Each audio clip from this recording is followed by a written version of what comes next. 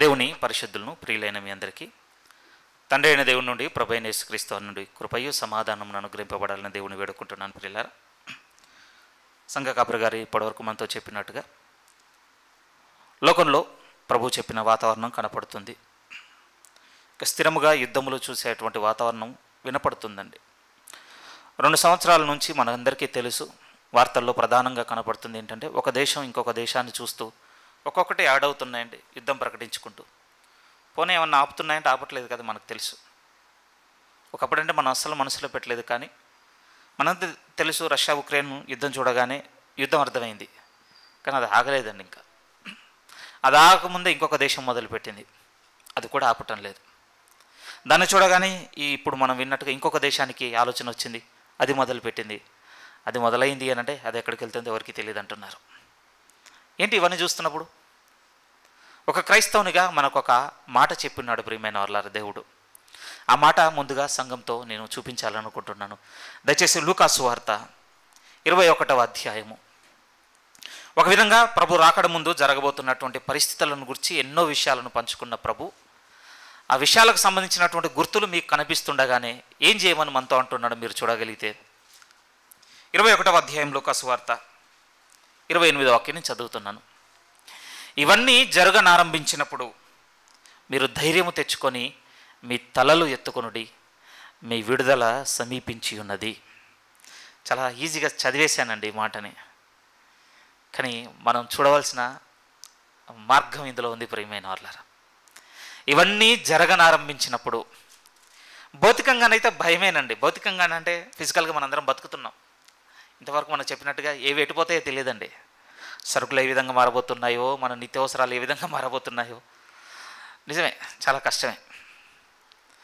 ఇవన్నీ జరగనారంభించినప్పుడు ఒకవైపు చూస్తే భయం ఉంది, ఇంకొక వైపు చూస్తే ఒక క్రైస్తవునిగా మనకి ఏముండాలట అంటే ధైర్యం వచ్చేయాలట ప్రియమైన వారలారా.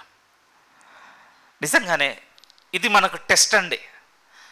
ఏ విషయంలో మనకి ఇది పరీక్ష అనంటే, రేపటి నుంచి మనం క్రైస్తవునిగా ఉన్నామో లేదో ఇక తెలిసిపోతుందండి. మా ఇంట్లో కూడా బోర్ ఎండిపోతుందండి. నవ్వొస్తుంది అది గుర్తొచ్చినప్పుడల్లా. చిన్న భయం స్టార్ట్ అయిందండి.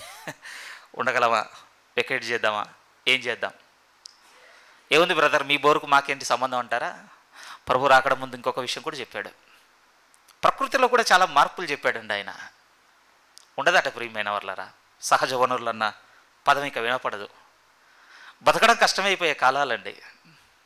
మొన్నడు బెంగళూరు గురించే విన్నాం కదా, ఏం పర్వాలేదులే అనుకున్నానండి. మా ఇంటికి వచ్చిన తర్వాత తెలిసిపోయింది. భయం అవుతుందా, ధైర్యం తెచ్చుకుంటున్నామా? పరీక్షేనండి ఇది మనకు నిజంగా. ఇవన్నీ జరగనారంభించినప్పుడు మీరు ధైర్యము తెచ్చుకొనుడి, ఎందుకంటే మన విడుదల సమీపించింది. దయచేసి ఒక మాట సున్నితంగా మీ హృదయంలో పెట్టాలనుకుంటున్నాను. ఏమండి, మీకున్నటువంటి మంచి ఆరోగ్యమును బట్టి, మంచి ఉద్యోగమును బట్టి, మీకున్నటువంటి మంచి జీతమును బట్టి, మీ తల్లిదండ్రులు సంపాదించిన మంచి ఆస్తులను బట్టి, మీరు అనుకున్నవి అనుకున్నట్టుగా కొనుక్కుంటూ తినాలనుకున్నవి తినాలనుకుంటుండగా తింటూ ఉన్నటువంటి ఈ జీవితం మనం స్వేచ్ఛలో ఉన్నామని మాత్రం అనుకోవద్దండి. ప్లీజ్, స్వేచ్ఛలో ఉన్నామని మాత్రం అస్సలు అనుకోవద్దు. మనం బందీలుగా ఉన్నాం ప్రియమైన వారలారా. నేను కంప్లీట్ డిఫరెంట్గా మాట్లాడుతున్నాను ఈ సమయంలో. ఏమైంది, ఇంత హ్యాపీగా ఉంటే బందీలుగా ఉన్నామంటాడేంటి బ్రదర్ అని మీకు అనుకోవచ్చు, కానీ ఇది వాస్తవం అండి. మనం నిజముగా క్రీస్తుతో పని వేసుకుంటున్న జీవితంలో ఎదుగుతున్నట్లయితే మీకు నాకు అర్థమయ్యే విషయం ఏమిటి అని అంటే, ఇమ్మడలేని స్థితి మనలో కనపడుతుందండి. ఇమ్మడలేము ఇక్కడ మనం.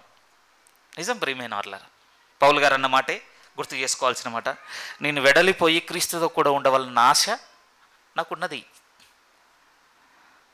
ఒకసారి సున్నితంగా అడుగుతున్నాను, 2024 రాగానే ఒక దయాకిరీటంగా దేవుడు ఒక సంవత్సరం ఇచ్చేశాడు అనుకున్నాం కదా. ఈ సంవత్సరంలో ఒక్కసారన్నా మనం కోరుకున్నామా, నేను వెడలిపోయి క్రీస్తుతో కూడా ఉండవలన్న ఆశ నాకున్నది. టార్గెట్స్ వేరున్నాయండి ఈరోజు క్రైస్తవునికి. లాస్ట్ ఇయర్ మిస్ అయ్యాను, ఈ ఇయర్ అన్నా సెటిల్ అవ్వాలి, ఈ ఇయర్ అన్నా గ్రోత్లోనికి రావాలి, ఈ ఇయర్ అన్నా ఇంప్రూవ్ అవ్వాలి, ఈ ఇయర్ అన్నా వస్తువులు కొనుక్కోవాలి, ఈ ఇయర్ అన్నా కూడబెట్టుకోవాలి, ఈ ఇయర్ అన్నా దాచుకోవాలి. నేను దీనికి అగెయిన్స్ట్ అసలు కాదు, కానీ దేవుడు మాత్రం మనతో చెప్తున్న మాట మాత్రం వ్యతిరేకం. ఆయన అంటున్న మాట ఏమిటి అని అంటే, మనం వెడలిపోయి క్రీస్తుతో కూడా ఉండాలన్న ఆశ నిజంగానే కలుగుతుందా? ఆ ఆశ ఎప్పుడు మనకు కలుగుతుంది అని అంటే, మనకు విడుదల కావాలి ప్రియమైన వారలారా. క్షేమంగా ఏం లేవండి. ప్రభుత్వాలు మనతో బాగుండి, ప్రకృతి అంతా మనతో బాగుండి బాగా పోతుంది అనుకుంటున్నాం ప్రియమైన వాళ్ళారు. లేదండి, లేదు. రోజు రోజుకి ఎంత వెనక్కి వెళ్ళిపోతున్నామో. నిన్న ఒక స్టేట్మెంట్ విన్నానండి. ఉన్న పలంగానట మనిషిలో పరివర్తన మొదలై ఉన్న పలంగా ఇప్పటి వరకు తను వెళుతున్నదంతా ఒక్కసారి ఆపేసి, ఒక విధంగా డెవలప్మెంట్ అంటున్నాడు, ఇండస్ట్రియల్ పరిశ్రమలు అంటున్నాడు, ప్రయాణాలు, కొత్త కొత్త పరికరాలు, ఇవన్నిటి సృష్టిస్తున్నాడు కదా. వీటన్నిటి వల్ల ఈరోజు ప్రకృతి నాశనం అయిందండి. మనిషికి పరివర్తన వచ్చి ఉన్న పలంగా రైట్ నో ఇప్పటికిప్పుడే మొత్తం ఆపేశాడు అనుకోండి ఇవన్నీ చేయడం. మళ్ళీ భూమి, ఈ ప్రకృతి అంతా తన సహజ స్థితికి వెళ్ళిపోవడానికి ఎంతకాలం పడుతుందట అంటే, ఇప్పటికిప్పుడు ఆపేసిన 100 ఏళ్ళు పడుతుందటండి. నేను షాక్ అయ్యాను అసలు. ఎందుకంటే మనకు బాగా గుర్తుందండి, ఏదంటే కరోనా టైంలో మొత్తం లాక్డౌన్ అవ్వగానే ఢిల్లీ అంతా క్లియర్ అయింది అన్నటువంటి న్యూస్ అప్పుడు వైరల్ అయి ఉండే. ఇప్పుడు మేము స్కై చూడగలుగుతున్నాం. అంత 3 నెలల్లో 6 నెలల్లో ఏది కాదని మనం చేసిన డ్యామేజ్. నిజంగా నాకు నోరు ఎల్లబెట్టానండి. 100 ఏళ్ళు పట్టుడు ఏంటి అసలు, అంత పాటు చేసుకున్నాం ప్రియమైన వాళ్ళారా. మనం బాగుంది అనుకుంటున్నాం. వచ్చే తరం, మన తర్వాత రాబోతున్న తరాలు ఏమనుకుంటుంది అంటే, సంపాదనను బట్టి, వారికి ఉన్నటువంటి మంచి అభివృద్ధిని బట్టి, సౌకర్యవంతమైన జీవితాన్ని బట్టి, మా పేరెంట్స్ కంటే, మా పూర్వీకుల కంటే మేము మంచి సొసైటీలో, మంచి జీవన శైలిలో బతుకుతున్నాం అనుకుంటున్నారు. కానీ లేదు ప్రియమైన వాళ్ళారా, ఇంకా టైట్ అవుతున్నారు, ఇంకా ఇరుకున పడిపోతున్నారు. ఇప్పుడు నేను చెప్తున్న మాటలు మన సౌకర్యంగా ఉండడం వల్ల మనకు చేరకపోవచ్చు, కానీ ఈ మాట మాత్రం మన హృదయంలో పెట్టుకోవాలి. ఇవన్నీ జరగనారంభించినప్పుడు ప్రభు మనతో అంటున్నమాట, మీరు ధైర్యం తెచ్చుకోండి. ఎందుకంటే మన స్ట్రగుల్ నుంచి ఇక ఫ్రీడమ్ ఉంది. మన ఈ వేదన నుంచి, మన ఈ యొక్క అంటే అసమానత నుండి, లేకపోతే ఇబ్బందుల నుండి విడుదల ఉంది ప్రియమైన వాళ్ళారా. ఆ విడుదల కొరకు ఎదురు చూద్దాం మనం. రైట్, ఈ మాట ఎందుకు చెప్పాల్సి వచ్చింది అని అంటే, ఎప్పుడు మనకు ధైర్యం వస్తుందో తెలుసా అండి? ఇవన్నీ జరగనారంభించినప్పుడు మీరు ధైర్యం తెచ్చుకోండి అంటున్నాడు కదా.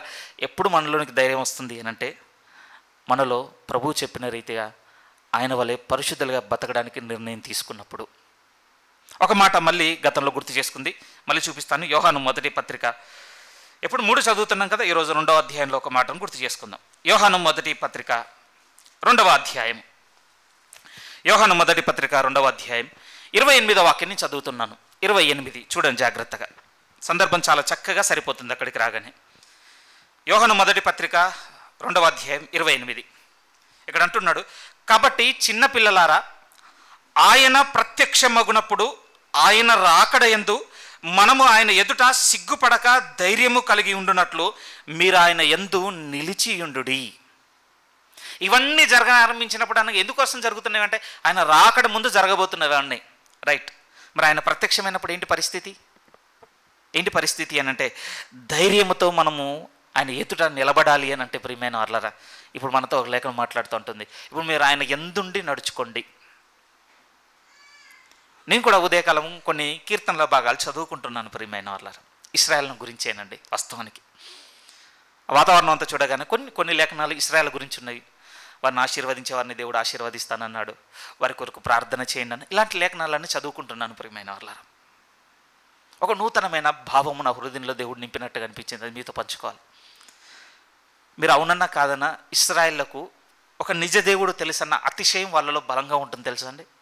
నిజం, మాకు ఒక నిజ దేవుడు తెలుసు. ఇంకా ముందుకు వచ్చి మాట్లాడితే వాళ్ళు ఏమంటారు అని అంటే, దేవుడే సాక్షాత్తు కొన్ని ఆజ్ఞలను ఇచ్చాడు, ఆజ్ఞలు కలిగిన జనాంగం ఏదైనా ఉంది అని అంటే అది మేమే అన్నటువంటి కొంత అతిశయము, గర్వము అన్నీ ఎక్కువగానే ఉంటాయండి వాళ్ళకి. మంచోళ్ళేం కాదు వాళ్ళు, నిజం ప్రియమైన వాళ్ళు మంచోళ్ళేం కాదు.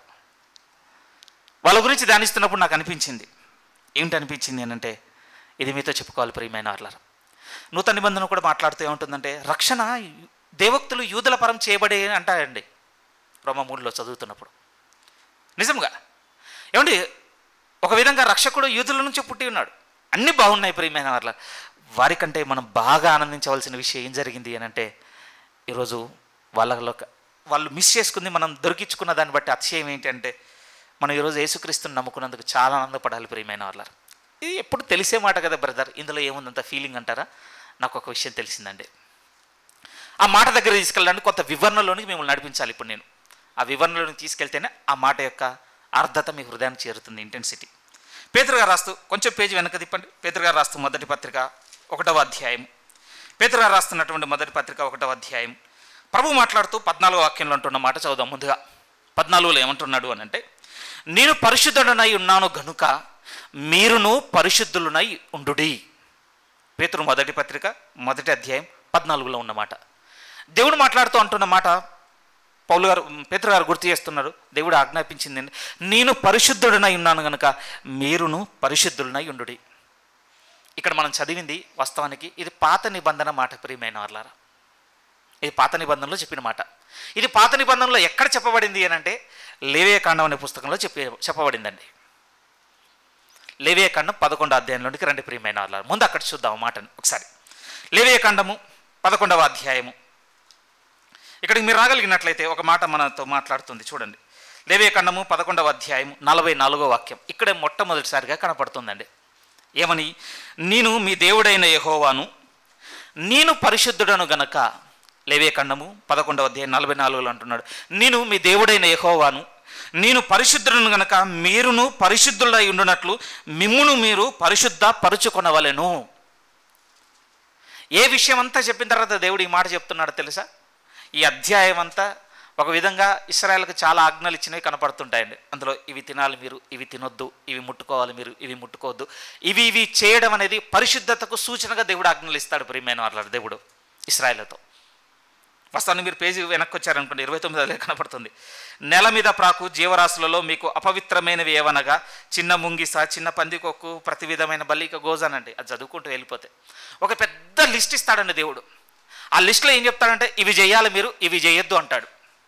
బాగా వినండి కేర్ఫుల్గా. ఇవి చేశారనుకోండి నేను పరిశుద్ధుడై ఉన్న ప్రకారం మీరు పరిశుద్ధులుగా ఉంటారు. ఇవి చేయొద్దనివి మీరు చేయలేదనుకోండి పరిశుద్ధులుగా ఉంటారు. ఒకవేళ నేను చెప్పినవి చెప్పినట్టు చేయకపోయినా, నేను చెప్పనివి చేసినా కూడా దేవుడు ఏమంటాడు అంటే మీరు అపరిశుద్ధులు. ఎందుకు ఈ మాట చదువుతున్నాను అనంటే ఈరోజు ఈ రిస్ట్రిక్షన్స్ మనకు లేవు ప్రియమైన వాళ్ళారా. నిజంగా ఈ హద్దులు మనకు లేవండి. ఈరోజు ఈ హద్దులు లేనంత మాత్రాన మనమే స్వేచ్ఛపరులం కాదు ప్రియమైన వాళ్ళారా. అలానే ఈ హద్దులు లేనంత మాత్రాన కూడా మనమేం పరిశుద్ధులం కాదు. కానీ మీరు నేను ఈరోజు చాలా ఆనందించవలసిన గొప్ప విషయం జరిగిందంటే ఈరోజు ఒక్క యేసుక్రీస్తు వారిని నమ్ముకున్న కారణాన్ని బట్టి మీకు నాకు దక్కిన ధన్యత ఏమిటి అని అంటే వీటన్నిటికీ ప్రతిగా దేవుడు తన కుమారుని ద్వారా ఈరోజు మనల్ని పరిశుద్ధులను చేసి ఉన్నాడు. ఫ్రీడమ్ ఉంది తెలుసా అండి, ఇందులో స్వేచ్ఛ ఉంది ప్రియమైన వాళ్ళారా. మనమంటే యూదా జాతిలో లేం కనుక స్వతంత్రంగా ఇంట్లో ఎక్కడైనా కూర్చోగలుగుతున్నామండి, స్త్రీతో ఉంటూ కూడా. యూదుడైతే ఆ స్వాతంత్రం ఉండదు తెలుసా అండి. ప్రతిదీ కనుక్కోవాలి స్త్రీని. నువ్వు కడగా ఉన్నప్పుడు ఇది ముట్టుకున్నావా, ఇది ముట్టుకున్నావా, ఇది ముట్టుకున్నావా, ఇది ముట్టుకున్నావా. ఎందుకు? ఆమె కడగా ఉన్నప్పుడు ఏది ముట్టుకుంటే అది అపవిత్రము. ఆ అపవిత్రమైన దాన్ని ఎవడు ముట్టుకున్నా వాడు దేవుని దృష్టికి అపవిత్రుడు. ఈ లెక్కన మీరు ఒకసారి ఆలోచించండి. ఉదయం లేవగానే ఎన్ని రిస్ట్రిక్షన్స్ తెలుసా ఉమెన్కి. వాళ్ళు కడగా ఉన్నప్పుడు మరీ ఎక్కువ. ఏమంటే ఎందుకు ఈ విషయాలన్నీ మీ మనసుకు తీసుకొని వస్తున్నానంటే ఒక లేఖనపు నెరవేర్పును మనం ఆలోచించినప్పుడు ఇశ్రాయేలు చాలా కష్టపడ్డారండి. ఏ విషయంలో? దేవుడు పరిశుద్ధుడై ఉన్న ప్రకారము వారు కూడా పరిశుద్ధులుగా ఉండాలంటే వారి ప్రయాసం అంతా ఇంత కాదు ప్రియమైన వాళ్ళారా. దారిలో నడుచుకుంటూ వెళ్ళిపోతున్నప్పుడు ఏది తగలకుండా చూసుకోవాలి. మృత కలబేరం మనం ఎన్నిటిని తాకటం లేదు చెప్పండి. ఎన్నో ప్రియమైన వాళ్ళారా. ఏదో వస్తువు తీస్తుంటాం, తక్కువ అక్కడ చనిపోయిన బల్లో చనిపోయిన ఎలక తగులుతుంది. ఇది ఇక్కడ ఉంది ఏంటంటే ఈజీగా తీసి అవతల పడేస్తూ ఉండే. కానీ ఒకసారి మీరు ఆలోచించండి. ఎందుకంటే ఈ మాట చెప్పబడిన సందర్భంలో చూసినప్పుడు ఎంత లోతుగా ఉంది అని అంటే దేవుడు అనేకమైన భౌతిక నిబంధనలు ఇచ్చి వీటన్నిటి ప్రకారం మీరు ఉన్నారనుకోండి, నేను పరిశుద్ధుడైన ప్రకారం మీరు కూడా పరిశుద్ధులుగా ఉంటారు. అలా లేకపోతే మీరు అపవిత్రులు అనేసాడు వాళ్ళతో దేవుడు. కానీ ఇప్పుడు మనం యేసుక్రీస్తు వారిని నమ్ముకున్న కారణాన్ని బట్టి వీటన్నిటికీ ప్రతిఫలముగా లేకపోతే వీటన్నిటికీ పరిష్కారముగా దేవుడు యేసుక్రీస్తు వారిని నిర్ణయించి ఈరోజు ఆయన ఎందుకు విశ్వాసం ఉంచిన మనల్ని అందరినీ ఏ విధంగా తీర్చేశాడు అని అంటే పరిశుద్ధులుగా చేసి ఉన్నాడు ప్రియమైన వాళ్ళారు. వాస్తవానికి పేతురు గారు రాస్తున్న భావ సారాంశం కూడా అదే ఉంటుందండి. ఇప్పుడు పేతురు గారు రాసిన మొదటి పత్రికలోనికి మీరు రండి, చూడండి. ఆయన అంటున్న మాటల సారాంశం మనకు అక్కడ కనపడుతుంది. పేతురు గారు రాసిన మొదటి పత్రిక మనం 1వ అధ్యాయం 14 చదువుకున్నాం. అలాగే కొంచెం ముందుకు వెళ్ళిపోదాం, ఇంకొంచెం చదువుకొని 1వ అధ్యాయం 14 ముందుగా నేను చదువుతున్నాను. పేతురు గారు రాసిన మొదటి పత్రిక 1వ అధ్యాయం 14.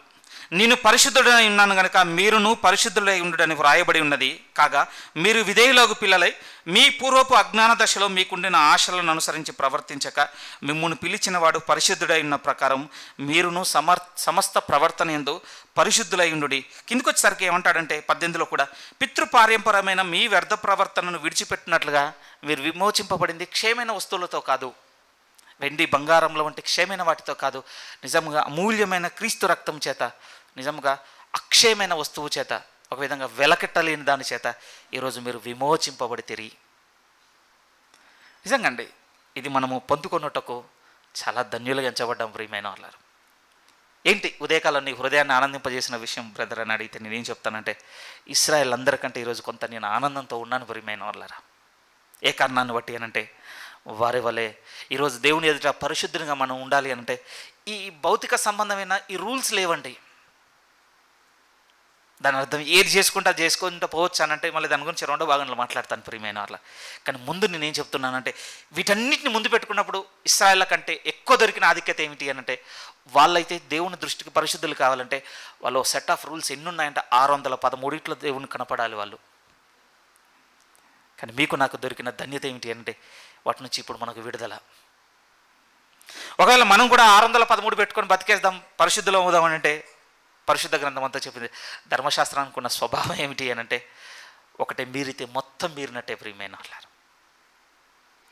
ఈ మొదటి భాగంలోని మీ హృదయంలో పెట్టాలనుకున్న చిన్న ఆనందం ఏమిటి అని అంటే, యేసుక్రీస్తు వారిని బట్టి ఈరోజు చాలా ఆనందంగా ఉందామండి. పౌలు గారు చాలాసార్లు చెప్పుకుంటాడు, నేను సిగ్గుపడటం లేదు అంటాడండి. అస్సలు చాలా గొప్పగా ఉంటుందండి ఆ మాట. ఆయన రాస్తున్న సమయానికి ఎంత తిరస్కారం ఉందో తెలుసా ప్రభు ఎడల. అసలు గుర్తింపు లేదండి. నిజము. ఆయన చనిపోయే సమయానికి యేసుక్రీస్తు వారికి ఇచ్చిన టైటిల్స్ కూడా చూస్తే ఆయన వంచకుడు అని చెప్పేశాడు ప్రియమైన వాళ్ళారు. వంచకుడు అంటే ఏంటంటే అర్థం నిజంగా చెప్పాలంటే కాని మాటలు చెప్పుకుంటూ వదరబోతుగా తిరిగేవాడని అర్థం వస్తుందండి. మీరు వంచకుడు అన్న పదాన్ని డిక్షనరీలో చూస్తే చాలా డివాల్యూ చేశారండి ఆయనని. నిజము. చాలా అవమానకరమైన మరణము పొందుకునేవానిగా నిలబెట్టేశారు ఆయన్ని. మరి ఆయన అంగీకరిస్తున్న వారంతా ధైర్యంగా చెప్పుకొని తిరుగుతున్నారు అనుకుంటున్నారా? ఆ దినాలలో పౌలు అనే భక్తుడు ఏమన్నాడు, నేను సిగ్గుపడటం లేదు. వేటిని ముందు పెట్టుకొని చెప్తుంటాడు తెలుసా ఆయన. నేను ఒకవైపు అంటే పరిసయ్యులలో ప్రధానంగా ఉండాలన్న ఆలోచనతో సాగుతున్న గుంపులో ఉన్నాను ఒక కాలంలో. ఇంకొక వైపు చూస్తే యూదులు పరిసయ్యుల కంటే గొప్పగా పిలువబడుతున్నాడు. రోమా ప్రభుత్వపు పౌరసత్వమే నాకున్నది. ఈ రెండు ఉన్నా కూడా ఈ రెండింటిని కాదనుకుని ఆయన అన్నమాట ఏంటంటే, ఇప్పుడు నేను క్రీస్తుని బట్టి సిగ్గుపడటం లేదు. ఇప్పుడైనా కొంత మనకు గుర్తింపు ఉందండి క్రైస్తవుడని చెప్పుకోవడానికి, అట్లీస్ట్ అక్కడో ఇక్కడో. అందుకోసమే కొంతనన్నా మనం ఈరోజు ధైర్యంగా బయట చెప్పుకోగలుగుతున్నాం. కొంత ఎందుకంటున్నానంటే అన్నిసార్లు చెప్పడం లేదండి. మనకు బెనిఫిట్స్ ఉన్నాయనుకో చెప్తాం క్రిస్టియన్ అని, మనకు లాస్ వస్తుందని తెలిసిందనుకోండి సీక్రెట్ ఉంచుకుంటాం. కానీ పౌలు అనే భక్తుడు ఏమంటున్నాడంటే, ఒక విధంగా చాలా ఉన్నతమైన బెనిఫిట్స్ ఆ టైంకి అవి. కానీ వాటన్నిటిని ముందు పెట్టుకొని ఆయన అన్నమాట ఏంటంటే, ఇప్పుడు నేను క్రీస్తుని బట్టి సిగ్గుపడటం లేదు. ఎందుకనంటే ఆయనకు చాలా ఎక్కువ అర్థమవుతుంది ప్రియమైన వాళ్ళ, క్రీస్తు వలన ఆయన పొందుకున్నది. ఏం పొందుకున్నాడు ఒక్క మాట సున్నితంగా చెప్పు అనంటే, దేవుడు పరిశుద్ధుడై ఉన్న ప్రకారము ఈరోజు మనం పరిశుద్ధులుగా ఉండడానికి దేవుడు మనకి ఇచ్చినటువంటి పరిష్కారం ఏమిటంటే, యేసుక్రీస్తునందు నమ్మిక ఉంచుట. దేవుని దృష్టికి ఈరోజు మనం పరిశుద్ధులం ప్రియమైన వాళ్ళారా. బాధతోనే చెప్తున్నమాట, అలా బతకటం లేదండి, అంతే. మనం మాత్రం అలా బతకటం లేదు. కానీ దేవుని దృష్టికి తన కుమారుని రక్తంలో కడగబడిన ప్రతి ఒక్కరు ఎలా కనపడుతున్నారంటే పరిశుద్ధులు. ఎందుకు ఇది మాట్లాడుతున్నాను మీతో, ఎందుకు ఇది మాట్లాడుతున్నాను అంటే, అసలు దేవుని సంకల్పమే ఇందులో కనపడుతుంది ప్రియమైన వాళ్ళారా. మనందరికీ తెలిసిన మాట, ఎఫెసీయులకు రాసిన పత్రిక 4వ అధ్యాయంలోనికి మనం రాగలిగినట్లయితే, ఎఫెసీయులకు రాసిన పత్రిక 1వ అధ్యాయం 4వ వాక్యం. ఎఫెసీయులకు రాసిన పత్రిక 1వ అధ్యాయం 4వ వాక్యాన్ని మనం చదువుకోగలిగితే, దేవుడు తన దయాపూర్వకమైన సంకల్పంలో గుర్తు చేస్తున్న విషయంలో ఇదే కనపడుతుంది. చూడండి దయచేసి 4-6 వాక్యాలను చదువుతున్నాను. ఎట్లనగా తన ప్రియనియందు తాను ఉచితముగా మనకు అనుగ్రహించిన తన కృపా మహిమకు కీర్తి కలుగునట్లు తన చిత్త ప్రకారమైన దయా సంకల్పము చొప్పున యేసుక్రీస్తు ద్వారా తనకు కుమారులుగా స్వీకరించుటకై మనలను ముందుగా తన కోసము నిర్ణయించుకొని మనము తన ఎదుట పరిశుద్ధులమును నిర్దోషులమునై ఉండవలనని జగత్తు పునాది వేయబడక మునిపే ఆయన క్రీస్తులో నిర్ణయం తీసుకున్నాడు అంటున్నాడు. ఆయన దయాపూర్వకమైన సంకల్పంలో బలంగా ఏముందో తెలుసా అండి? మనం పరిశుద్ధులుగా ఆయన ఎదుట నిలబడాలి. ఏమంటే ఈరోజు గుణాలను మనం చూసామనుకోండి, ప్రేమ కావచ్చు, కనికరం కావచ్చు, మంచితనం కావచ్చు, కొంత దయాలుత్వం కావచ్చు, ఇవన్నీ దేవునిలో మాత్రమే ఉండేటివి, మనిషిలో ఉండనివి అనుకోవద్దు ప్రియమైన వాళ్ళారా. మనుషులో కూడా ఉన్నవండి కొంత కొంత కొలమానంలో. చాలామంది మనుషులో ప్రేమ ఉందండి, మానవత్వం ఉన్నది, నిజం, దయ ఉన్నది, లేదని అనుకోవడానికి లేదు ప్రియమైన వాళ్ళారా. కానీ మనుషులలో ఉండి దేవునిలో ఉన్నవి కనపడుతున్నాయి, కానీ దేవునిలో ఉండి మనిషిలో లేనిది ఏమైనా ఉంది అనంటే ఒక పదంతో చెప్పొచ్చండి, పరిశుద్ధత అంతే. దేవునిలో ఉన్న ప్రేమను మనుషులు ఎంతో కొంత చూపించవచ్చండి, దేవునిలో ఉన్న మంచితనాన్ని మనుషులు కూడా ఎంతో కొంత చూపించవచ్చు, దేవునిలో ఉన్న దయని మనుషులు ఎంతో కొంత చూపించవచ్చు ప్రియమైన వాళ్ళారా. కానీ దేవునిలో ఉండి మనిషిలో లేనిది ఏమైనా ఉంది అని చెప్పడానికి ఇష్టపడే పదం ఏమిటి అనంటే పరిశుద్ధత.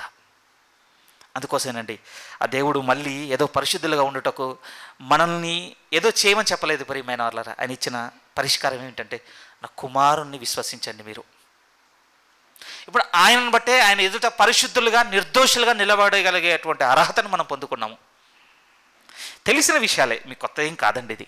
కానీ మీతో ఎందుకు చెప్తున్నాను ఈ పునరుత్థాన దినమున అంటే ఈ విషయాలను బట్టి ప్రభువులో మరింతగా ఆనందపడదాం ప్రియమైన వాళ్ళారా. సిగ్గుపడ్డానికి కాదు. మనం ఎట్టి పరిస్థితుల్లో కూడా ప్రభువుని బట్టి సిగ్గుపడే వారంగా ఉండకూడదు. మనం ప్రభువుని బట్టి సిగ్గుపడుతున్నామని ఎలా తెలుస్తుంది అంటే, మీకు ఎగ్జాంపుల్ ఇస్తాను, సిల్లీ ఎగ్జాంపులే, బట్ చాలా చాలా ముఖ్యమైన వారు. ఏమండి, మనుషుల ముందు ఎలాగో మనం బైబిల్ ఓపెన్ చేయమండి, నేను వదిలేస్తాను ఆ విషయాన్ని. అట్లీస్ట్ ఇంట్లో ఫ్రీ టైంలో కూడా బైబిల్ ఓపెన్ చేయటం లేదు అని అంటే చాలా సిగ్గుపడుతున్నాం దీన్ని పట్టుకోవడానికి. నిజం, నాకేం బాధ లేదండి ఆ మాట మీ అందరితో చెప్పడానికి ముఖం మీదనే. నిజం ప్రియమైన వాళ్ళారా, దేవుని యొక్క పరిశుద్ధమైన వాక్యాలు చదివేంత మనసు లేదు అని అంటే ఎందుకోనండి, వారు దేవునికి ఇష్టలు ఎప్పటికీ కాలేరు. బాధపడ్డా ఆ మాట మీ మనసుకు అలానే తాకాలి ప్రియమైన వాళ్ళారా. ఎవరు మాట్లాడతారు చెప్పండి, ఇంకా దేవుడు మనతో మాట్లాడడం కాకపోతే ఎలా మాట్లాడతాడు అని అంటే ఈ పరిశుద్ధ గ్రంథం చదవడం బట్టే ప్రియమైన వాళ్ళారా. ఇది చదవకపోతేనే మోసం అండి. ఇంకా నిజం, వ్యక్తిగతంగా మీరు మోసం చేసుకుంటున్నట్టే, ఇతరుడు వచ్చి మిమ్మల్ని మోసం చేయడానికి కూడా మీరు స్కోప్ ఇస్తున్నట్టే, అవకాశం. ఈ దేవుని వాక్యాలు మనం చదువుతున్నప్పుడు ఈరోజు మనకు తెలుస్తున్న ఒక నిర్దిష్టమైనటువంటి ఆనందకరమైన విషయం ఏమిటంటే, ఇశ్రాయేలు మాత్రం దేవుని ఎదుట పరిశుద్ధులను పిలువబడడానికి వాళ్ళు చాలా చేయాలి. ఒక వరుస క్రమం కలిగిన ఆజ్ఞలన్నింటినీ ఏర్పాటు చేసుకుని ఆ ఆజ్ఞల్లో ఒక్కటి కూడా తప్పిపోకుండా ఆజ్ఞలు పాటించుకుంటూ, ఒకవేళ తప్పిపోతే ఆజ్ఞలకు సంబంధించిన ప్రతి విధమైన బలులు, అర్పణలు, హోమాలు ఎన్నో చేస్తుండాలండి. కానీ ఈరోజు మనకు దొరికిన గొప్ప ధన్యత ఏమిటి అని అంటే, దేవుడు తన కుమారుని పంపించి తన కుమారుని యందు విశ్వాసం ఉంచిన ప్రతి వానికి ఈరోజు ఏం చేసి ఉన్నాడంటే పరిశుద్ధులు అవుటకు హక్కునిచ్చి ఉన్నాడు. కొన్ని లేఖనాలు చూద్దాం మన కొరకు. మీరు ఈ మాటలు చూడగలిగితే ముందుగా కొరింథీయులకు రాస్తున్నటువంటి మొదటి పత్రిక 6వ అధ్యాయం, నేరుగా ఉన్న ఈ లేఖన భాగాన్ని చదువుదాం. కొరింథీయులకు రాస్తున్న మొదటి పత్రిక 6వ అధ్యాయం 11వ వాక్యం నేను చదువుతున్నాను. కొరింథీయులకు రాస్తున్నటువంటి మొదటి పత్రిక 6వ అధ్యాయం 11లో మనకు కనపడుతుంది ఆ భాగం అంతా. దేవుని రాజ్యానికి ఎవరు హక్కుదారులు కాదని ఒక జాబితా అంతా చెబుతాడు. ఇంకా ఇలాంటి వారందరూ ప్రవేశించరని మనతో మాట్లాడిన తర్వాత అవన్నీ ఉంటే మానుకోవాలి ప్రియమైన వాళ్ళారా. మనం నిస్సందేహంగా అలా మానుకొని పరిశుద్ధంగా నిలబడడానికి దేవుడు చేస్తుంది ఏమంటున్నాడంటే 11లో అంటున్నాడు, మీలో కొందరు అట్టివారై ఉంటది కానీ మన ప్రభువైన యేసుక్రీస్తు నామమును మన దేవుని ఆత్మయందును మీరు కడగబడి పరిశుద్ధపరచబడిన వారే నీతిమంతులుగా తీర్చబడితిరి. ఇశ్రాయేలు అయితే చాలా చేయాలండి దేవుని దృష్టికి.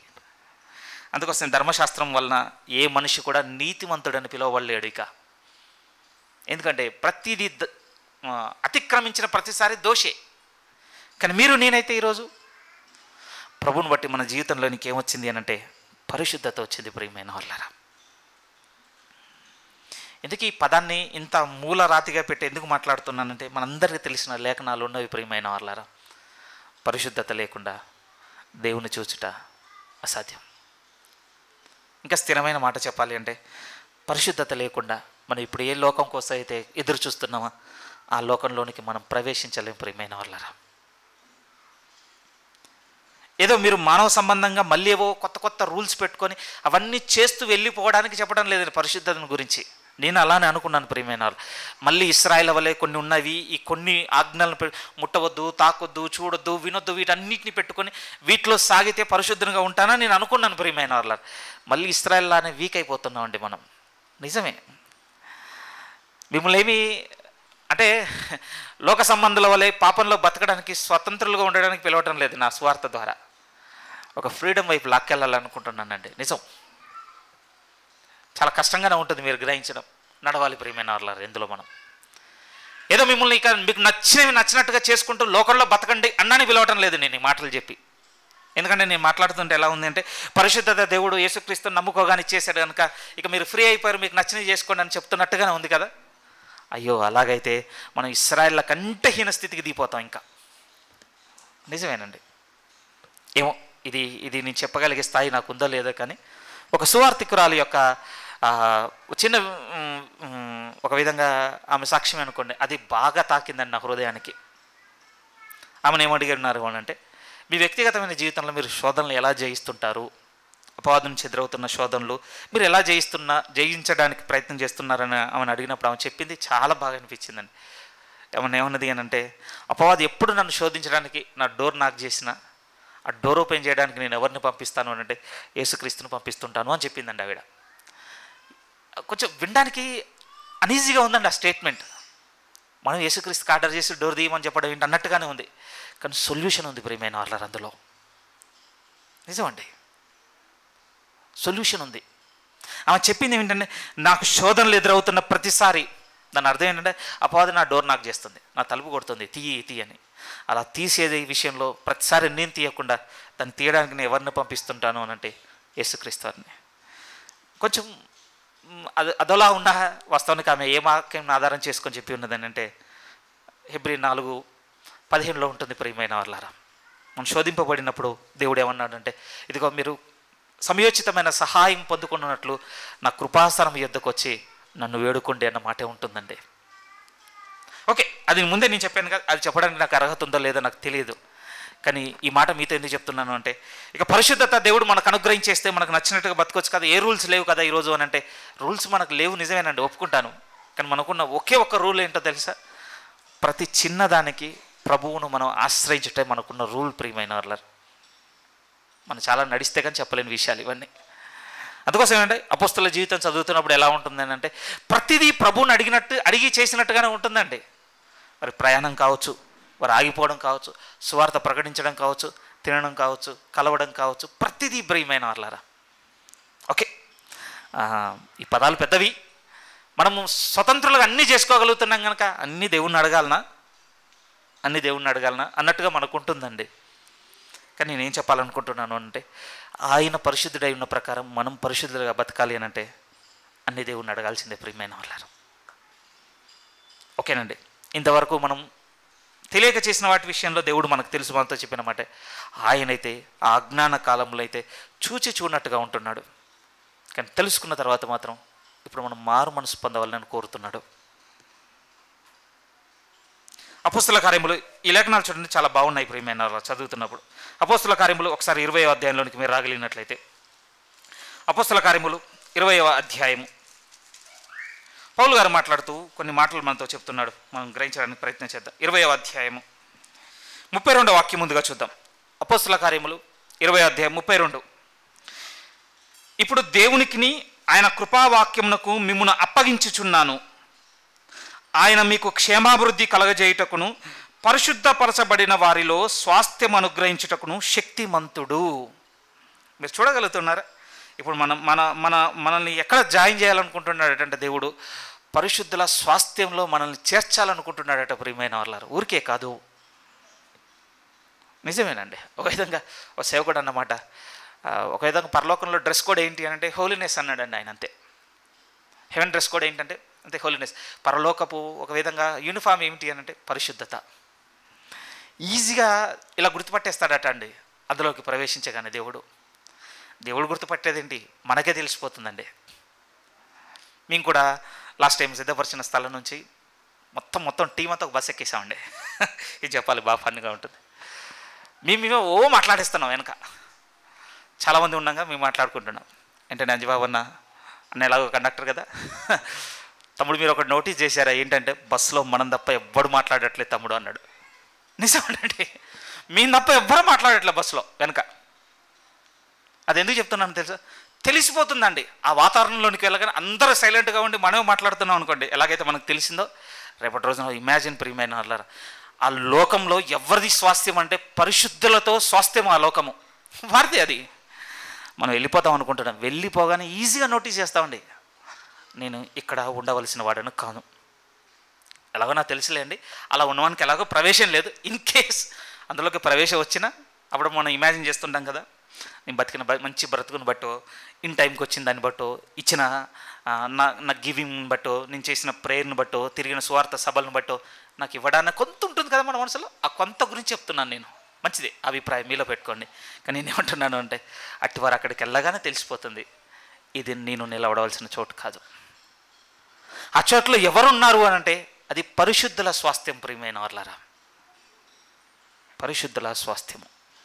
అందుకోసం పౌలు గారు కూడా ఏమంటున్నారంటే, అలా పరిశుద్ధుల స్వాస్థ్యంలో మీరు పాలు పొందుటకు నేను ఏం చేస్తున్నా అంటే మిమ్మల్ని ఇద్దరికి అప్పగించుచున్నాను. ఆ ఇద్దరి గురించి ఏమన్నా, మొదటిది ఏమంటున్నా, దేవుని యొక్క వాక్యమునకు మిమ్మల్ని నేను అప్పగించుచున్నాను. మళ్ళీ చదువుదామండి అన్నమాట, అద్భుతంగా ఉంటుంది.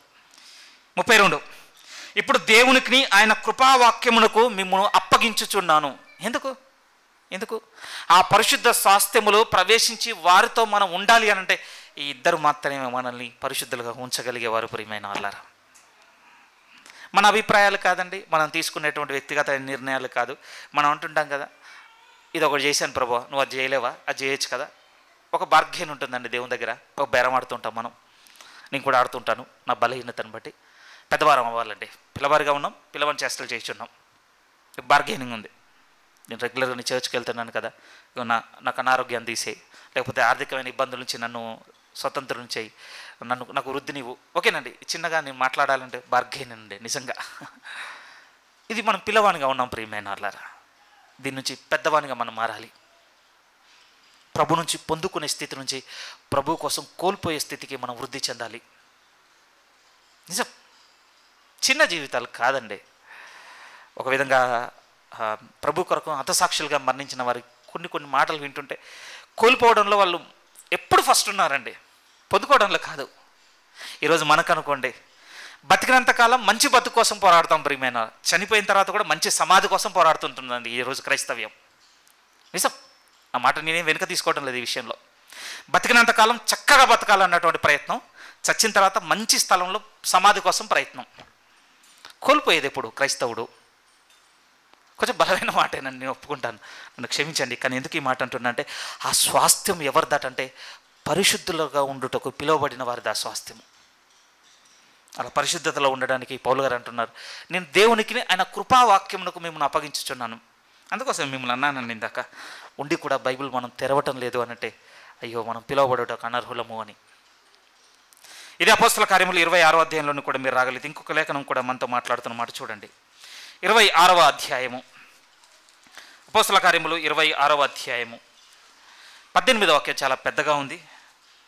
18. ముందుగానైతే పౌలు గారికి ఒక విధంగా మొదటి 4 వాక్యాలు ఎలా ఉంటాయంటే 18వ వాక్యంలో పౌలు గారిని ప్రిపేర్ చేస్తుంటాడు దేవుడు ఒక గొప్ప పరిచర్యకు. ఇగో నువ్వు వెళ్ళబోతున్న ప్రదేశంలో నీకు చాలా హానికరం ఉంటుంది, అవసరమైతే నిన్ను చంపుతారు కూడా, కానీ నువ్వు మరొక పౌలు, నేను నీతో ఉంటాను. ఒక విధంగా పౌలు గారికి ఉన్నటువంటి గ్రేట్ కమిషన్ అంట, ఒక గొప్ప నియమంకు దేవుడు ప్రిపేర్ చేసి మాట్లాడుతూ అంటుంటాడు. ఆ మాట చదువుతాను చూడు. నీవు నన్ను చూచి ఉన్న సంగతిని గూర్చి, నేను నీకు కనబడబోవు సంగతిని గూర్చి నిన్ను పరిచారకుని గాను సాక్షిని గాను నియమించుటకై కనబడి ఉన్నాను. నీవు లేచి నీ పాదములు మోపి నిలువుము, నేను ఈ ప్రజల వలన అన్యజనుల వలన హాని కలగకుండా నిన్ను కాపాడేదను. నువ్వు సువార్తకు వెళ్తుంది నీకు అనుకూలంగా ఉన్న ప్రదేశాల్లోనికి కాదు, ఒక విధంగా నీకు ప్రాణాపాయం ఉన్న ప్రదేశాల్లోనికి నువ్వు వెళ్ళబోతున్నావు.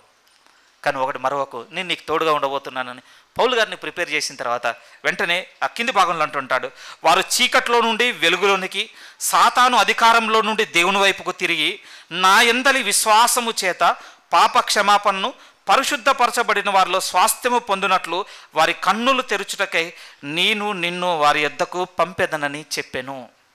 ఆ స్వాస్థ్యము ఎవరిదాటంటే స్పష్టంగా రాయబడి ఉన్నది ప్రియమైన వాళ్ళరా. పరిశుద్ధ పరచబడిన వారిలో స్వాస్థ్యము పొందుకున్నట్లు. అందుకోసం మీతో అంటున్నమాట, అయ్యో ఇప్పుడు మనము నిర్లక్ష్య పెట్టడానికి వీల్లేదు ప్రియమైన వాళ్ళారా. సాధారణంగా మనందరం అనుకున్న మాట ఏంటంటే, బోధించే వాళ్ళు అలానే బోధిస్తారు, వినే మనం ఇలానే విందాం. ఇక్కడ వింత ఉంటుందండి. ఈ వింత ఏమిటి అంటే, మీరు అందరూ ఏమనుకుంటారంటే, చెప్పేటాన్ని అలానే చెప్పుకుంటారులే అని మీరు అంటుంటారు. చెప్పేటోళ్ళందరూ మా వైపు ఎలా ఉంటుందో తెలుసా, వినేటోడు ఎలాగో అలానే వింటుంటాడు, చెప్పేసుకుంటూ వెళ్ళిపోదాం. ఈ ఇద్దరు కలిసేది ఎప్పుడు ప్రియమైన వాళ్ళారా?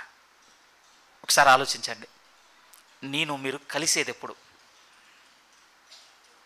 ఇగో దేవుని సమాజం అంతా పరిశుద్ధతను కోరుకుంటుందన్నటువంటి వెలుగు నాకు దొరికేది ఎప్పుడు? మా సేవకుడు మాతో పరిశుద్ధతను గురించి మాట్లాడుతున్నాడు, ఆ పరిశుద్ధతలో మేమందరం పాలు పొందుకోవడానికి ప్రభు వైపు చూడాలన్నటువంటి ఆలోచన మీలో మొదలయ్యేది ఎప్పుడు? ఈ రెండు కలిస్తేనండి ఈ సంఘమును క్రీస్తు కడుతున్నట్టు. ముగించడానికి ఒక 10 నిమిషాల్లో ముగించేస్తానండి. కానీ ఒక్కసారి మనసు పెట్టి ఆలోచించండి ప్రియమైన వాళ్ళ, ఈ గురితో కూడిన జీవితం అంతా ఎందుకు మాట్లాడుకుంటున్నామంటే, ఆయన రాకడ కొరకు ఎదురు చూస్తున్న మనం ఆయన పరిశుద్ధుడై ఉన్న ప్రకారం తను పవిత్రునిగా చేసుకొని అన్నాడు కదా. మనలో ఆ భారం మొదలవ్వాలండి, ఆ ప్రార్థన మొదలవ్వాలి. దేవుని అడగాల్సిన బద్దలం ప్రియమైన వాళ్ళ. ఎడవబడుతున్నాం అనుకోండి, దేవుని సహాయంతో పాటు వాక్యంను ఆశ్రయించి అక్కడికి ఇంకా ఎడవబడుతున్నట్లయితే దేవుని యొక్క సంఘ పరిశుద్ధుల్లో కొంతమందికి మన విజ్ఞాపనను చెప్పుకొని మా గురించి మీరు ఎత్తుపట్టుకోండి. ఇది నా బలహీనత, ఇది నేను ఎడవబడుతున్న స్థితి. ఏమంటే ఈ ప్రయత్నంలో ఏం కనపడుతుంది అంటే, మనం పరిశుద్ధులుగా ఉండడానికి ప్రయత్నం చేస్తున్నామన్న ఆలోచన మనకు కనపడుతుంది. నిజం ప్రియమైన వాళ్ళారా. ఇప్పుడు హెబ్రీయులకు రాసిన పత్రికలోనికి రండి. మన గురి లేకపోతే మన ప్రయాణము, మన ఏర్పాటు అంతా ఇక్కడ కనపడుతుంటుందండి. హెబ్రీయులకు రాసిన పత్రిక 10వ అధ్యాయం 19 నుంచి నేను చదువుతున్నాను, చూడండి ప్లీజ్. హెబ్రీయులకు రాసిన పత్రిక 10వ అధ్యాయం 19. ఎందుకు ఇంత స్థిరంగా పరిశుద్ధత గురించి దేవుడు మనల్ని కోరుకుంటున్నాడు అనంటే, యేసుక్రీస్తు వారు మన జీవితంలో చేసింది ఇక్కడ రాయబడింది ప్రియమైన వాళ్ళారా. ఏం చేశాడటంటే ఆయన 19 నుంచి, హెబ్రీ 10వ అధ్యాయం 19. సహోదరులారా, యేసు మన కొరకు ప్రతిష్ఠించిన మార్గమున, అనగా నూతనమైనదియు జీవం గలదియు ఆయన శరీరమును తెర ద్వారా ఏర్పరచబడినదియునైన మార్గమున ఆయన రక్తం వలన పరిశుద్ధ స్థలమందు ప్రవేశించుటకు మనకు ధైర్యము కలిగి ఉన్నది గనుకను, దేవుని ఇంటిపైన మనకు గొప్ప యాజకుడు ఉన్నాడు గనుకను, మన సాక్షి కల్మషం తోచకుండానట్లును ప్రోక్షింపబడిన హృదయములు గలవారమును నిర్మలమైన ఉదకముతో స్నానము చేసిన శరీరములు గలవారమునై ఉండి, విశ్వాస విషయంలో సంపూర్ణ నిశ్చయత కలిగి యథార్థమైన హృదయంతో మనము దేవుని సన్నిధానమునకు చేరుదము. చాలా పెద్దగా చదివేశానండి, నిజం చెప్తున్నాను ప్రియమైన. ఇప్పుడు దీన్ని ఎక్స్ప్లెయిన్ చేసినా కూడా అర్థం చేసుకోవడం చాలా కష్టం అండి. మనం ఎక్కడి నుంచి మొదలుపెట్టి ఎక్కడికి ఎండ్ చేశాడో తెలుసా? ఒకప్పుడు ఇశ్రాయేల్లో ప్రధాన యాజకులని పిలువబడిన వాళ్ళు మాత్రమే ప్రవేశించే స్థలం అండి దేవుని సన్నిధానముగా. అప్పుడు పిలువబడిన ప్రత్యక్ష గుడారంలో ఉన్నది అతి పరిశుద్ధ స్థలము. ఎవరు పడితే వారు పోవడానికి వీల్లేదు ప్రియమైన వాళ్ళారా. అంత సులువైన విషయం కూడా కాదు. మనం చాలా దూరంగా ఉన్నాం కనుక మనకు తెలియటం లేదండి ప్రత్యక్ష గుడారము, దాని సంగతి అంతా.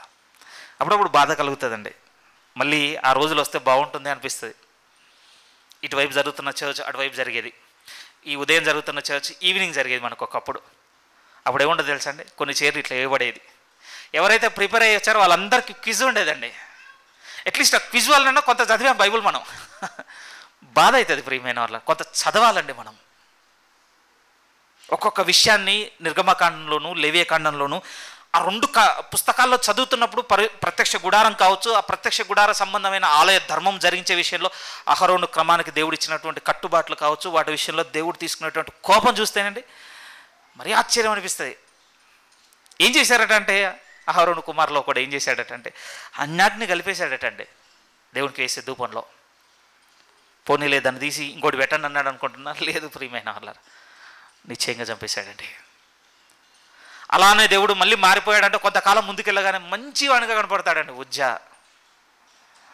మందసం పడిపోతుంది అనుకొని పట్టుకోపోవడానికి ప్రయత్నం, ఇంకా తాగలేదండి మీరు చదువుకున్న తర్వాత, పట్టుకోపోవడానికి ప్రయత్నం చేశాడు. దేవుడు మొత్తేశాడు ప్రియమైన వాళ్ళారా. అక్కడ దేవునిలో ఉన్నటువంటి స్ట్రిక్ట్నెస్ను చూపిస్తున్నాను ఒక విధంగా, ఆయన సార్వభౌమత్వమును చూపిస్తున్నాను, సావరిన్ పవర్ని చూపిస్తున్నాను. నేను ఒకటి ఆజ్ఞాపించాను, అది చెయ్యాలి. ఇప్పుడు చాలా ముందుకు వచ్చేసామండి మనం. అప్పుడప్పుడు అనిపిస్తుంది, చిన్నపిల్లలానే దేవుని దగ్గర ఉన్నాం అనిపిస్తుంది అండి. మరి జారిపోతుందిరా, పోకురా పోకురా అంటాం కదా, వాడు జారిపోద్దో లేదో చూస్తానా అన్నట్టుగా దగ్గరికే పోతుంటాడండి. ఇంకా పడ్డ తర్వాత మనం అంటాం, నేను ముందే చెప్తున్నాను రా. ఇప్పుడు అట్లా లేదు ప్రియమైన వాళ్ళరా, దేవుడు కూడా చూస్తున్నాడు ఒక్కసారి ముగింపు చెప్పడానికి. నిజమే. ఇప్పుడు మనం ప్రవేశించి దేవుణ్ణి పిలుచుకుంటున్న స్థలం గురించి ఆలోచిస్తే దేవుడు ఏమంటున్నాడంటే, ఒకరోజు ఆ ప్రధాన యాజకులుగా పిలువబడిన వాళ్ళే సంవత్సరానికి ఒక్కసారి ప్రవేశించే ప్రదేశంలోనికి ఇప్పుడు యేసుక్రీస్తు ద్వారా దేవుడు నిన్ను నన్ను తీసుకొని వచ్చి కూర్చుండబెట్టి ఉన్నాడట. ఏంటి ఆ ప్రదేశాన్ని అంటే, నేను ఒక మాట చెప్తాను ప్రియమే, ఈరోజు తండ్రి అని పిలుచుకోగలేటువంటి ఆ స్వతంత్రం మనకిచ్చి ఉన్నాడు. ఒక సేవకుడు మాటికి చెప్తుంటే అతిశయోక్తిగా అనిపించేది, కానీ నిజం ప్రియమే, పాత నిబంధనలో ఏ ఒక్కరు కూడా దేవుణ్ణి తండ్రి అని పిలవడానికి సాహసం చేయలేదండి. ఎప్పటికి కూడా ఎలిజిబిలిటీ కూడా లేదు వాళ్ళకప్పుడు. 2 సార్లు ఉంటుందండి.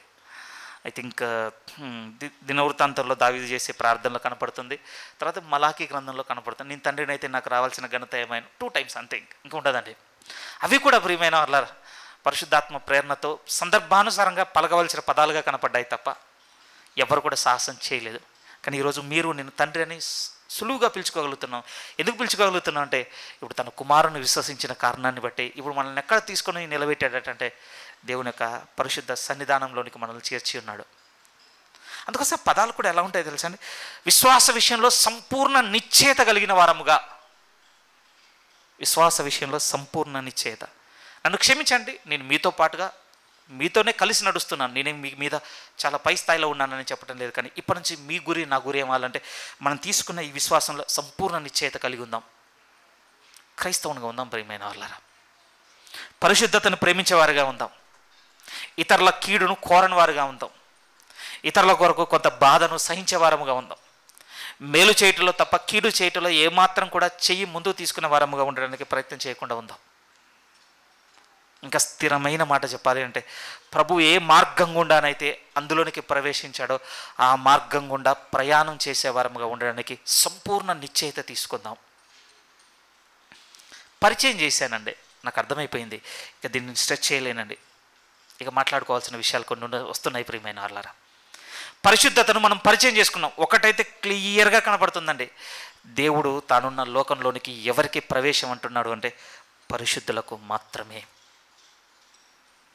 ఆ రోజున మనకంటే శ్రేష్ఠులు నిలబడతారటండి. నిలబడి, ప్రభువా నీ నామమున అద్భుతములు చేయలేదా, నీ నామముల గొప్ప సూచక్రియలు చేయలేదా, నీ నామమున దయ్యములను వెళ్ళగొట్టలేదా, నీ నామముల అనేకులను రక్షించలేదా అన్నటువంటి సారాంశంతో కూడిన గొప్ప వాళ్ళు నిలబడబోతున్నారు. ఇక్కడ వారందరితో ఆ రోజు చెప్పిన మాట ఏంటంటే, నేను మిమ్మును ఎరగను. మనమేం పెద్ద అదేం కాదు వాళ్ళతో పోలిస్తే. మరి ఇప్పుడు మనం ఏం చేద్దామనంటే, నేను ఒకటి చెప్తున్నాను ప్రియమైన, ఆయన ఒక మార్గం గుండా ప్రవేశించాడు. ఇప్పుడు ఆ మార్గంలోకి మనల్ని పిలిచి ఏమంటున్నాడంటే, ఇప్పుడు ఆ మార్గంలో మీరు నా వల్లే నడవండి. కొంచెం కష్టంగా ఉంది, మళ్ళీ చదువుతాను. నేను ముందే చెప్పాను, ఈ రోజైతే ఎక్స్ప్లెయిన్ చేయలేను, దీన్ని టైం తీసుకుంటాను, చాలా టైం తీసుకుంటాను. మళ్ళీ ఒకసారి చదువుతాను 19 నుంచి మీరు చూడగలిగితే, సహోదరులారా, హెబ్రీ 10:19, సహోదరులారా, యేసు మన కొరకు ప్రతిష్ఠించిన మార్గమున అనగా నూతనమైనదియు జీవము గలదియు ఆయన శరీరమును తెర ద్వారా ఏర్పరచబడినదియునైన మార్గమున ఆయన రక్తం వలన పరిశుద్ధ స్థలమందు ప్రవేశించుటకు మనకు ధైర్యము కలిగి ఉన్నది గనుకను, దేవుని ఇంటిపైన మనకు గొప్ప యాజకుడు ఉన్నాడు గనుకను, మనస్సాక్షికి కల్మషం తోచకుండానట్లు ప్రోక్షింపబడిన హృదయములు గలవారమును నిర్మలమైన ఉదకముతో స్నానము చేసిన శరీరమును గలవారమునై ఉండి విశ్వాస విషయంలో సంపూర్ణ నిశ్చయత కలిగి యథార్థ హృదయంతో మనము దేవుని సన్నిధానమునకు చేరుదము. 23 అంటున్నాడు, వాగ్దానం చేసినవాడు నమ్మదగినవాడు గనుక మన నిరీక్షణ విషయమై మనం ఒప్పుకొనినది నిశ్చలముగా పట్టుకుందాము. మొన్నటి వరకైతే ప్రభు రాకడకు సంబంధించినటువంటి భౌతికంగా ఎన్నో మాట్లాడాం ప్రియమైన వాళ్ళారా. ఇప్పుడు కొత్తది ఏర్పాటు చేసుకున్నాం. ఏంటి, మళ్ళొక నిరీక్షణ పెట్టుకున్నాం అంటే ఆయన పరిశుద్ధుడై ఆయన పవిత్రుడై ఉన్నట్టుగా మనం పవిత్రులుగా ఉండాలి. దీని విషయంలో ఇక నిశ్చయిత కావాలి మనకి. మీరు వదిలిపెట్టద్దు ఇప్పటి నుంచి. నిజంగా దేవుడు ఇలానే మాట్లాడుతుంటాడు. మా బతకడం మాకు ఎంత కష్టం అవుతుందో మాకే తెలుసు, మీకేం తెలుసు, గంట ప్రసంగం కనుక చెప్పేస్తారు. ఇవన్నీ అభిప్రాయాలు మనకు ఉంటాయండి. కానీ నేనేమంటున్నా అంటే, ఈరోజు ఒక నిశ్చయితతో కూడిన నిర్ణయం కావాలి మనకి. ఏంటి అని అంటే, నా ప్రభువు ప్రవేశించిన మార్గంగా నేను ప్రవేశిస్తాను. ఎలా తెలుస్తుంది ఆ మార్గము? ఎలా తెలుస్తుంది? ఆయనతో మనం నడిస్తే మనకు తెలిసిపోతుందండి. ప్రభు అన్నాడు, నా ద్వారానే తప్ప ఎవడును తండ్రి యొద్దకు చేరడు. ఆ లేఖనం చెప్తున్నప్పుడు ప్రభు ఆలోచన ఎలా ఉంటుందో తెలుసా? నేనే మార్గమును, నేనే సత్యమును, నేనే జీవమును, నా ద్వారానే తప్ప మరి ఎవడునూ తండ్రి యొద్దకు చేరడు అంటాడు. ఇప్పుడు మన అందరి ప్రయాణం తండ్రి యొద్దకు చేరుటకు నిజం. కానీ మార్గం ఏమిటంటే ప్రభు అంటున్నాడు, డెస్టినేషన్ చెప్తున్నాడు. ప్రియమైన వాళ్ళు, తండ్రి యొద్దకు చేరుట అనే డెస్టినేషన్ అయితే దానికి వే ఎవరు అంటున్నారంటే నేనే. ఇక ఆయనతో మనం ట్రావెల్ చేయాలండి.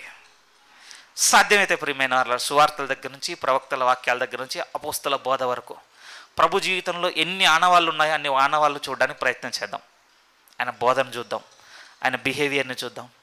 ఒక విధంగా అండి ఆయన ధరించుకునేది చూద్దాము, ఆయన మాట్లాడేది చూద్దాము, ఆయన చేసేది చూద్దాం, అన్నీ చూద్దాం. వాటన్నిటిలో మనకేం వెల్లడవుతుంది అని అంటే ఆయన ఏ విధంగా ఉన్నాడో మనకు తెలిసిపోతుందండి. ఇంత అవసరం మనకు ఎందుకు ఏర్పడింది అని అంటే ఇప్పుడు ఆ మార్గం గుండా మనం కూడా ప్రవేశించాలి ప్రియమైన వాళ్ళారా. అందుకోసం ఈ హెబ్రీ పత్రిక ముగింపు మాట ఏంటో తెలుసా అండి? కొంచెం కఠినంగా ఉంటుంది, చూద్దాం. చూడండి ప్లీజ్. 28, 29 తర్వాత 31 చదువుతాను. ఎవడైనను మోషే ధర్మశాస్త్రము నిరాకరించిన ఎడల 2-3 సాక్షుల మాట మీద కనికరింపకుండా వారిని చంపించుదురు. ఓల్డ్ టెస్ట్మెంట్ బిహేవియర్ అలా ఉంది. పరిశుద్ధ ఆజ్ఞలు కలిగిన నిబంధన ఏ విధంగా మాట్లాడేదంటే ఎవరైనా దాన్ని రిజెక్ట్ చేశారనుకో వదిలిపెట్టేది కాదటండి, నిశ్చయంగా చంపేసేవారట. కానీ వెంటనే 29 అంటున్నాడు, ఇట్లుండగా మనతో మాట్లాడుతున్నమాట, దేవుని కుమారుని పాదములతో త్రొక్కి తాను పరిశుద్ధపరచబడుటకై సాధనమైన నిబంధన రక్తమును అపవిత్రముగా ఎంచి కృపకు మూలమగు ఆత్మను తిరస్కరించిన వాడు ఎంత ఎక్కువైనా ప్రతిదండనకు పాత్రుడుగా ఎంచబడనని మీకు తోచును. 31 అందుకని అంటున్నారు, జీవం గల దేవుని చేతిలో పడుట భయంకరము. ఆశ్చర్యం అండి. ఈ జీవం గల దేవుని చేతిలో పడితే తప్పనే మనకు రక్షణ లేదు. రెండు వైపులో ఉంది ప్రియమైన వాళ్ళ ఈ మాట. ఈరోజు మనకు రక్షణ ఎందుకు వచ్చిందంటే ఈ జీవం కలిగిన దేవుని చేతిలో పడ్డందుకు. మరి రేపు చావు ఎందుకు వస్తుంది అనంటే మళ్ళీ అదే మాట, ఈ జీవం కలిగిన దేవుని చేతిలో ఉన్నందుకే. అటు రక్షణక ఇటు శిక్షకు మార్చుకునే నిర్ణయం మన దగ్గరే ఉంది ప్రియమైన వాళ్ళారా. రక్షణ కావాలా? ఒక సంపూర్ణ నిశ్చయత తీసుకుందాం విశ్వాస విషయంలో. తీర్పు కావాలా? విడిచిపెడదాం, తిరస్కరిద్దాం. కృపకు మూలమగు ఆత్మను తిరస్కారం చేద్దాం. దేవుని తన పరిశుద్ధ కుమారుని యొక్క రక్తమును పాదములతో తొక్కేద్దాం. ఒక విధంగా అప్పగించుకుందాం భయపడుతూ. నాకు పదాలు రావటం లేదు, ఎందుకంటే తీర్పు తీర్చడానికి నా మనసు లేదు ప్రియమైన వాళ్ళ. మీ ఎడల మీరు చాలా ముందుకు నడిచారు, నిజమేనండి. ఇంత కఠినమైన సువార్తను వింటూ కూడా ఇక్కడికి వచ్చి నిలబడ్డారు, చాలా ముందుకు నడిచారు. మీ మనసులు ప్రేరేపింపబడుతున్నాయి. వీటిని బట్టే కృంగదీయడం నా ఉద్దేశం కాదు, కానీ ఇక ముందుకు వచ్చేసాం ప్రియమైన వాళ్ళు. ఇంకొంచెం ముందుకు నడుద్దామండి. ఇంకా కొంచెం కాలం ఓర్పు మనకు అవసరమై ఉన్నది. ఇదేదో మన శక్తితో కాదు, దేవుడు అంటున్నాడు, ఆయన ఉన్నాడట, ఆయన కృపావాక్యం కూడా మనతో ఉంది అంటున్నాడు. వీటిని విడిచిపెట్టకుండా కలిగి ఉందాం ప్రియమైన వాళ్ళ. ఇవి మనకు చేసే మేలేమిటి అంటే తన కుమారుడు తన తండ్రి సన్నిధానమును చేరుకున్నట్టుకు ఏ మార్గం గుండానైతే ప్రయాణం చేశాడో మనకు ఆ మార్గం దొరుకుతుంది. ఏంటి ఆ మార్గం యొక్క ముగింపు అనంటే తన కుమారుడు పవిత్రుడు అయినట్టుగా మనం పవిత్రులుగా ఉండడానికి ఆస్కారం దొరుకుతుంది ప్రియమైన వాళ్ళారా. ఒక చిన్న విన్నపం చేసుకొని ముగిస్తున్నాను.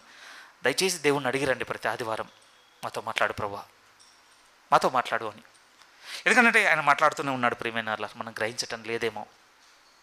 దయచేసి దేవుణ్ణి అడిగారండి.